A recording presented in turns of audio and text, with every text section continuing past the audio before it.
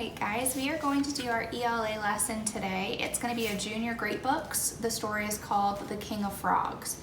So what we're going to do is going to look a little different than what we normally do in class. You have a attachment in your EDSB for this story, The King of Frogs. I understand that some of you are not going to be able to print this, so I have given you some activities that can be kind of interactive with your computer screen. So the two things that we're going to focus on for the beginning of our lesson for our first read is looking for unknown vocabulary. So what you can do is pull up the attachment for this on your EDSB, and if you are listening to the story, if you see any unknown vocabulary words, you can write those unknown vocabulary words on a separate sheet of paper. If you're able to print our attachment, then you can just go ahead and do our coding like we normally do for junior grade book stories. The second thing that I'm going to have you do is put a capital I next to any time that you see a living and non-living creature or thing having interactions. So an interaction is when they are either working together or they're having some sort of connection with each other. So when did you see living and non-living things interact? Again, if you have the junior grade book story printed, then you can go ahead and just code those interactions with a capital I by yourself on your paper. If you do not have it printed, when you have it pulled up on your EDSB on your computer screen, you can go ahead and write on a separate sheet of paper the times that you saw it. Remember that we are also going to be having those discussions on when did you find them, so make sure that you're writing the page number as well. So again, you can either do this on the computer or you can do it on your printed document.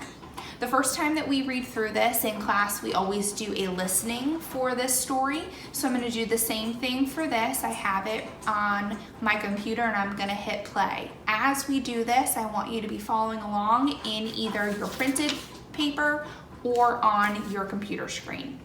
Make sure you're listening for those unknown vocabulary words so that we can have those discussions, and then also making sure you're looking for those interactions.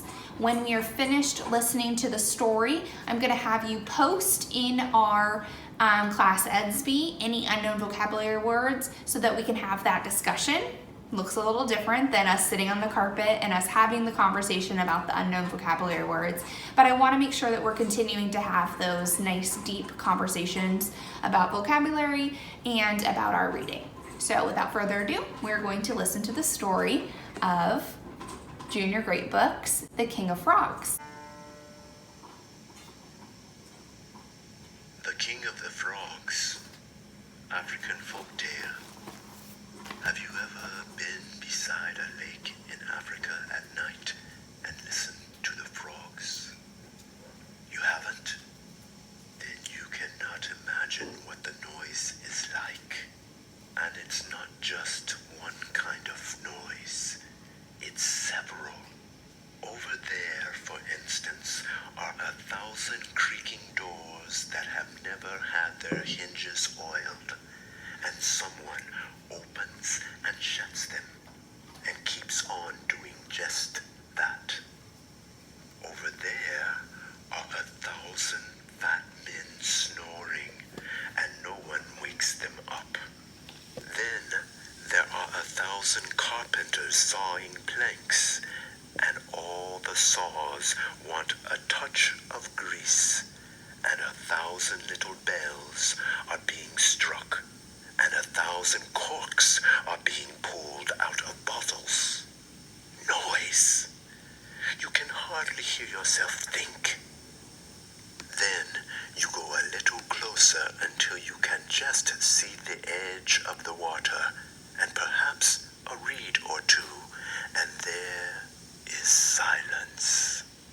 Just the splash of a frog jumping into the water late because he was asleep and didn't hear you coming. Then nothing, and you can hear the whole world breathe. There's a story about this. Long ago, the frogs did as they pleased, and the result was dreadful.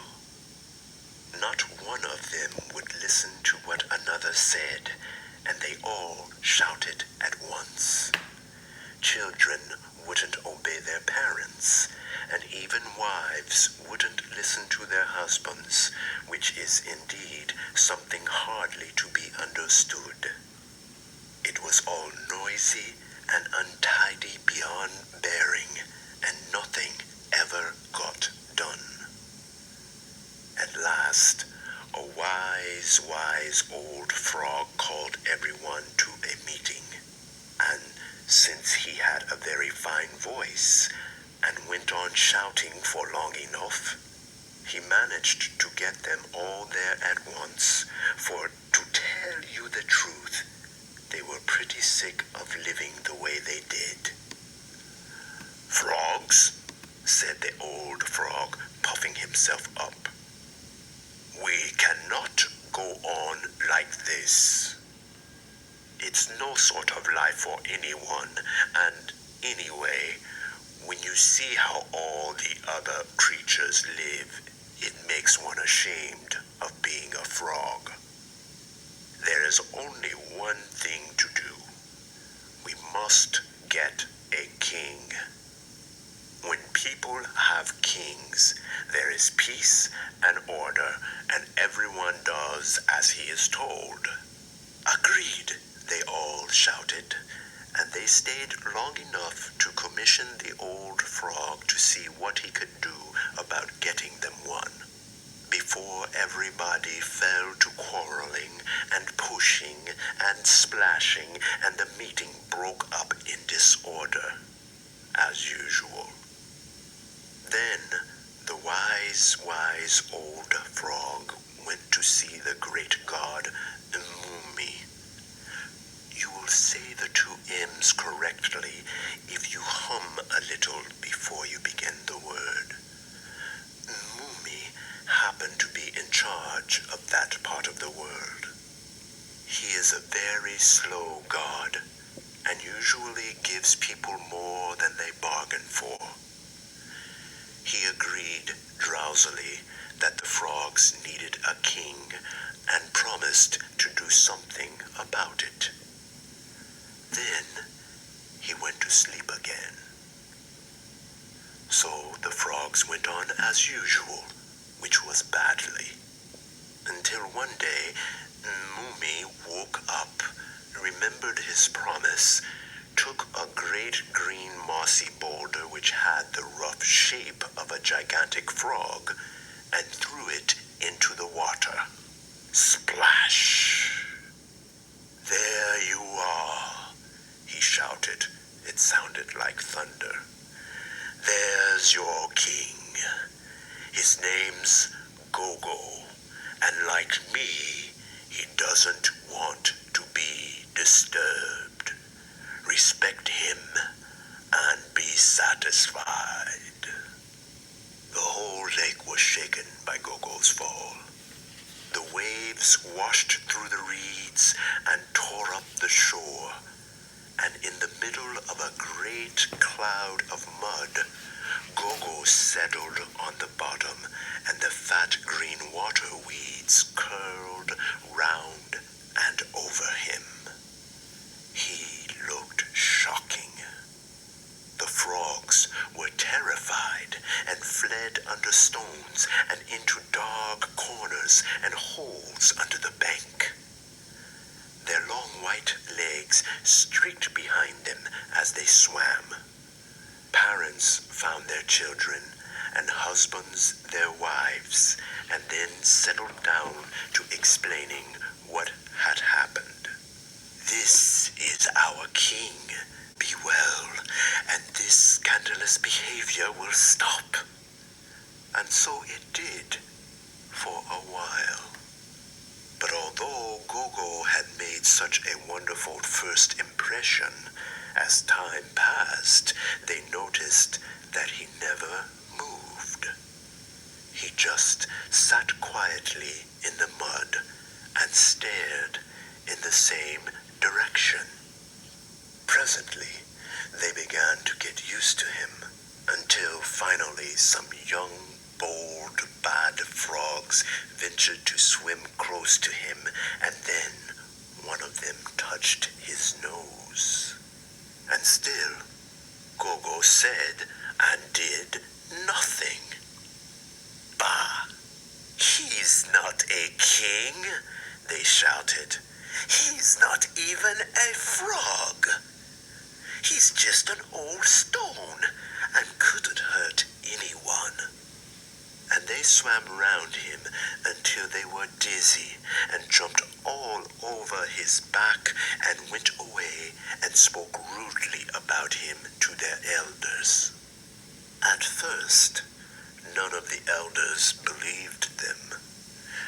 They had told their children Gogo was a king, and a king he had to be, but soon it was impossible to deny that the children were right, and then, well, the noise began again, and things were as they had always been, only worse, terrible.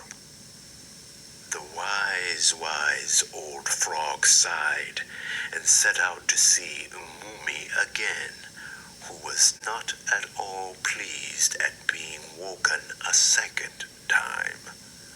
"All right," he shouted in a passion. "All right. You aren't satisfied with the king I've given you. Is that the way it is? Very well, you shall have another, and I hope you like him." And the very next night, he gave them Mamba, the crocodile. Gogo had come to his people with a splash that shook the lake, but Mamba slid into the water with only a whisper, and left but one small ring spreading gently to show that he had come. Then he swam, silent as a shadow, lithe and long and secret, his jaws grinning like a trap. Gogo had never visited the people he had been given to rule, but Mamba visited them often and suddenly, and whenever he met a subject, the great jaws gaped and closed, and often it was the last of that frog. The frogs developed the greatest respect for their new king and lived quietly, looking over the backs of their heads as frogs can. Now and again at night they break out, but they keep their ears open, and if you go near the lake, they shut up. That it's Mamba coming to put a little order into them, and they keep quiet. And now that you are done listening to the story, you can log into the Google form. Think about what the young frogs were doing, and do you think that the young frogs need a king to keep them orderly? Make sure you state your opinion and then give me reasons on why you think the young frogs need or do not need a king to keep them orderly. Don't forget to put your name.